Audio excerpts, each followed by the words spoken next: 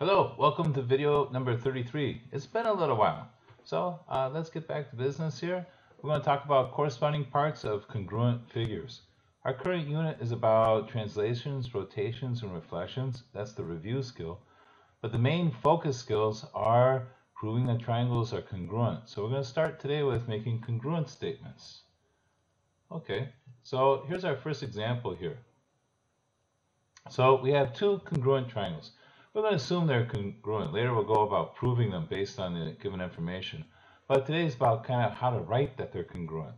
So the first thing is to write that the triangles themselves are congruent. So I'm going to write triangle ABC.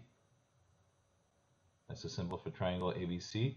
Then the congruent symbol. It's like an equal sign with a wiggle on top. Okay, that's the symbol for is congruent to. Triangle, we're going to list the other one. Now, we have to be a little bit careful how we do this. The way we list the vertices has to match the way we did it in the first one.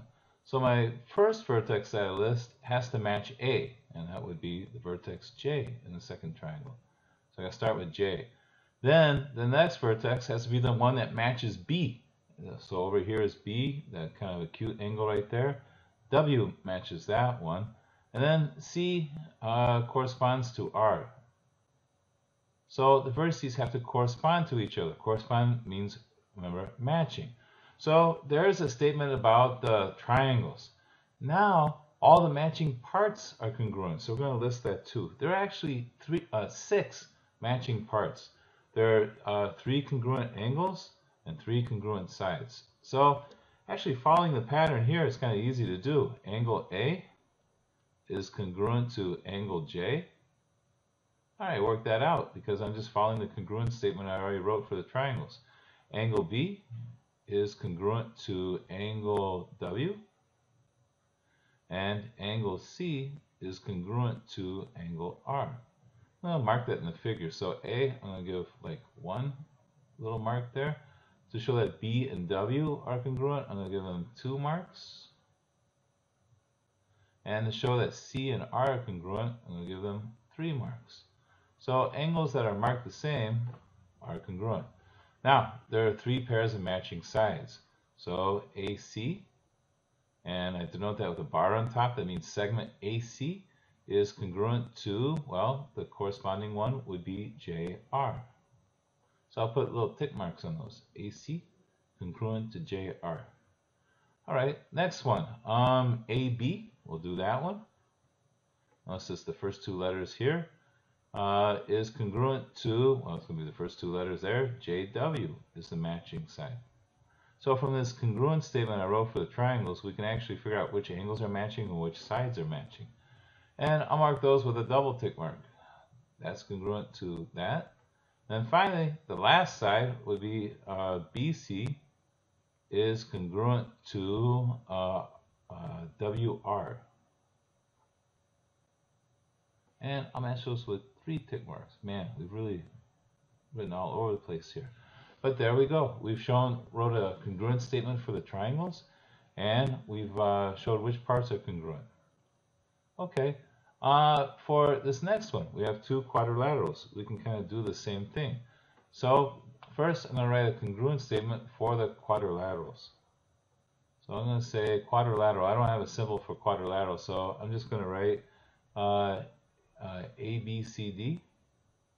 So ABCD is congruent to, well, that's going to be MNOP. Okay, then I'm going to write for each of the angles. Angle A would be congruent to angle M. We're going to fly through this. Angle B, you guessed it, angle N. Angle C would be congruent to angle O. And angle D congruent to angle P. I'm not going to mark on the figure. It's going to get really crazy if I do that. Then we have 4 sets of matching sides. So the quadrilaterals, we have 8 corresponding parts. So, all right, we can do this. AB will be congruent to MN. I'm going to mark those. Those are the congruent sides there, right there. BC will have to be congruent to NO. So that would be right there and right there. CD congruent to OP. And 1, 2, 3. Like I said, it gets kind of complicated quickly. 1, 2, 3. And DA is congruent to, that would be PM. Wow, that was a lot. There are four corresponding sides. Okay, that's pretty easy. All right, here we want to name two corresponding figures. So there's actually a couple ways we could go.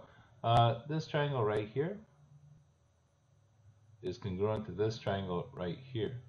So that's the one I'm going to go for. There are actually a couple other congruent triangles we can find there. So triangle APC. Order I wrote that didn't really matter. The order I write the second one matters because it has to match.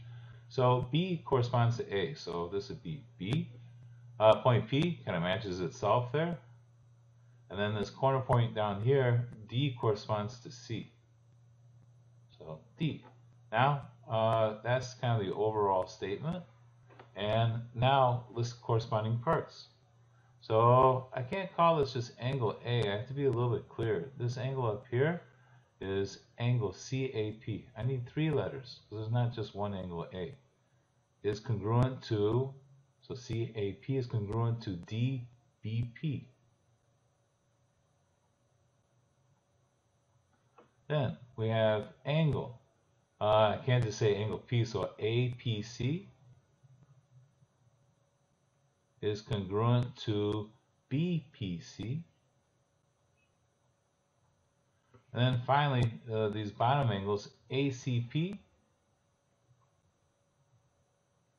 is congruent to, we have BDP. Okay, let's squeeze in the congruent sides. That's a little bit easier. So CA is congruent to DB. Unless I put matching vertices in order. C goes with D, A goes with B. Then we have AP is congruent to BP. Wow, one more. Then CP is congruent to DP. Wow, there's 6. So triangles have 3 corresponding angles, 3 corresponding sides. One more example, and then you're on your own. So here, there's actually 3 pairs of triangles we can find. And we're only going to focus on one, so one's plenty. But these 2 little ones up top, those are kind of congruent. These kind of middle-sided ones are congruent. And then we have like half, the left half of the kite and the right half of the kite. Let's go with these 2 kind of mid-sized ones here. We'll use those to write our congruent statements. So here we go. Triangle, KME. Beautiful. Is congruent to, let's see, TME. So remember, order is important. TME. That shows which sides correspond to each other. All right, let's start naming the angles. Again, I need 3 letters. This angle corresponds to that angle. I can't use just K and T. So in this case, so I need EKM is congruent to EMT. Angle EMT. All right, we got these 2 little ones down here, that one and this one. So KEM is congruent to TEM. And last ones are these right here. They actually look like right angles. I think they are. Those 2 are congruent. So KME is congruent to EMT. I almost broke the rule here. TME, that's better. Okay, because that lists it so that the angles or the vertices correspond. All right, here go the sides. This big old side there is congruent to that big old side. So we got KE congruent to TE. So a little bit of writing. But the good news is no algebra. Km is congruent to Tn. And the last congruent statement, kind of a goofy one. This middle line belongs to both triangles. And we say it this way. ME is congruent to itself. ME. Wow. 3 angles, 3 matching sides. Okay, so if triangles are congruent, all their corresponding parts are congruent. The other way around is true too. If triangles have all their corresponding parts are equal, they must be congruent. Congruent triangles you could take and put them on top of each other, and you couldn't tell the difference.